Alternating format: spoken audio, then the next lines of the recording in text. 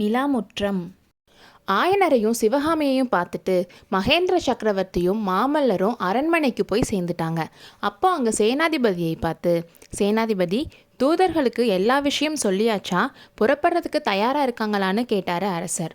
எல்லாரும் தயாராக இருக்காங்க அரசே, உங்களோட கட்டளைக்கு தான் காத்துட்டு இருக்கோம்னு சொன்னார் சேனாதிபதி கலிப்பகையார்.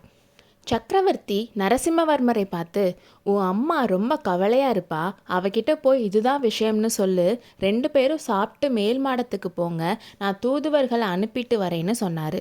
சரியப்பா போகிறேன், ஆனால் எல்லா படைகளும் வர வரைக்கும் வெயிட் பண்ணணுமா, ரெடியாக இருக்க படைகளோட போருக்கு கிளம்பலாமேன்னு சொன்னார் மாமல்லர்.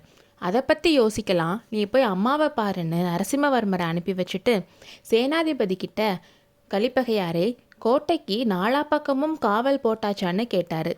சன்னியாசிகளை தவிர வேறு யாரையும் உள்ளே விடக்கூடாதுன்னு சொல்லியிருக்கேன், சந்தேகப்படுற மாதிரி யாராவது இருந்தால் சிறையில் போட சொல்லியிருக்கேன், பல்லவ சாம்ராஜ்யத்தை காப்பாற்றுறதுக்கு காவேரி நதியிலிருந்து கிருஷ்ணா நதி வரைக்கும் லட்சக்கணக்கான வீரர்கள் காத்துட்டு இருக்காங்க அரசேன்னு சொன்னார்.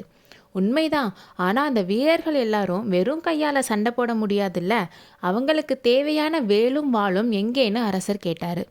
சேனாதிபதி கலிப்பகையார் மௌனமாக இருந்தார்.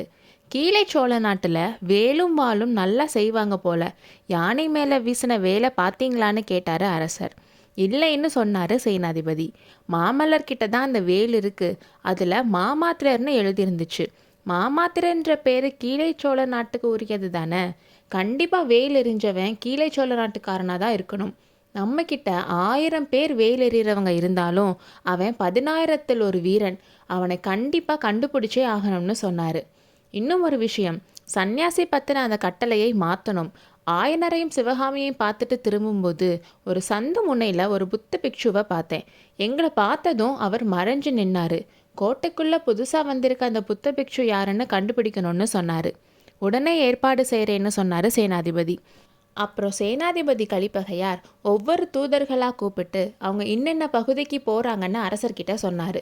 தூதர்கள் தனித்தனியாக சக்கரவர்த்தி கிட்ட விடை பெற்று கொண்டு தத்தம் குதிரை மீதேறி விரைந்து சென்றார்கள். அடுத்த அத்தியாயத்தில் சந்திப்போம்.